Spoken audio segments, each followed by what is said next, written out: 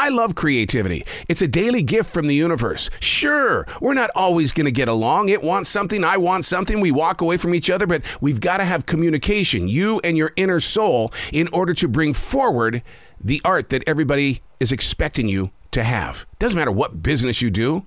Being creative is a part of all walks of life. Unplugged, because we will always say yes to creativity. Totally Uncut, because we all make mistakes. So turn it into a tool. This is Arroe Unplugged. I'm just sitting here looking out the studio window. The sun is rising. I love looking at the rays of light as it moves through the trees, the pines. Oh my God, the oak. Look at the long, tall grass. Even though fall is getting closer and closer, you can still see the remnants of what the summer brought to us. And it's like a gigantic harvest out there. And it says, come on, change is on the way. Bring it all in. In fact, I'll tell you what. I'll tell you how my body is starting to embrace that fall is on the way. I've been waking up 1 hour earlier than what I was, let's say, 2-3 weeks ago. And so this morning I'm going, why is this happening? And then I realized we're going to be changing the clocks in the weeks ahead. Fall back. We're going to lose an hour of sleep. Therefore, why not prepare for it now?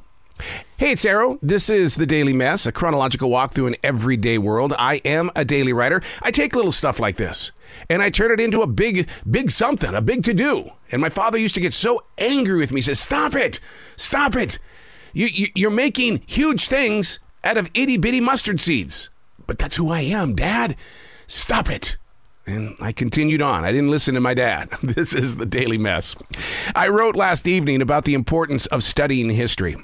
It's not a physical act of living in the past, but rather the activation of understanding our present place. I mean, all things fall into place, right? Knowing the root to the source can heal the divided vines. Sadly, though, because the past can so easily be rewritten to better accept, the process of teaching can injure the storyteller's attempt. I watched a docuseries last night about national leaders. The majority of the information, really seriously, between the two of us, was material that I had never heard of before. And I love history, but I had never heard of what they were saying in this docuseries. They used a lot of animation to help tell the processes that came into being. I finally had to turn this stuff off. And the reason why is because I couldn't tell the difference between propaganda and reality, because it is so easy to go back and rewrite history. Oh, I took notes. Oh, yes, I did. And I'm going to use those notes of those personal studies to do my own research. You got to know one thing about these documentaries that are on Netflix and Hulu and Amazon and stuff like that. A documentary doesn't declare truth. Somewhere there's got to be tiny letters that say this is based on a true story. Man, I love me some documentaries, but when I don't believe in it anymore, I have to have the strength to pull away. How do you react to something like that? There's so much information moving around us at all times. Each little news network has their own little way of sharing the news. And remember, a lot of news these days is based on opinion and not fact. How do you react to something like that? Because once you pick up on somebody's opinion, just like the telephone game, you're going to pass it on to somebody else. And they're going to pass it on and pass it on and pass it on. You know, I think there should be like a 2 or 3 hour window in every workday world that should be go learn about today.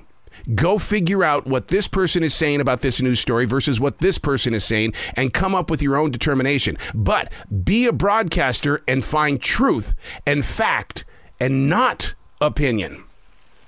I loved it the other day. I was listening to some talk radio and they were talking about what is going on with what is happening in the political world around the world. In the way that all of these news sources, they go, wait, this is going on in this country? Okay, who can we bring in here? We got to have 4 guests on our show, and they cannot agree with each other. There's a thing that we do in radio, and I learned this when I was doing morning show radio. You have to have a dick, a dork, and a deer.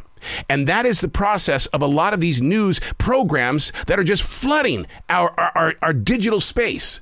And so you've got to have the dick, the dork, and the deer. Somebody, you say, oh my God, I feel for what this person has gone through. It must be true. And then you got the dick that's over there saying, well, this is the way it is. And, and you're going, oh my God, I like this person. They've got the courage and the confidence to just be a dick. I wrote last evening about the importance of studying history. It's not a physical act of living in the past, but rather the activation of understanding our present. How did we get here?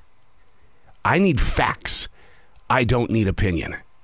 I'm Arroe, and that's the Daily Mess.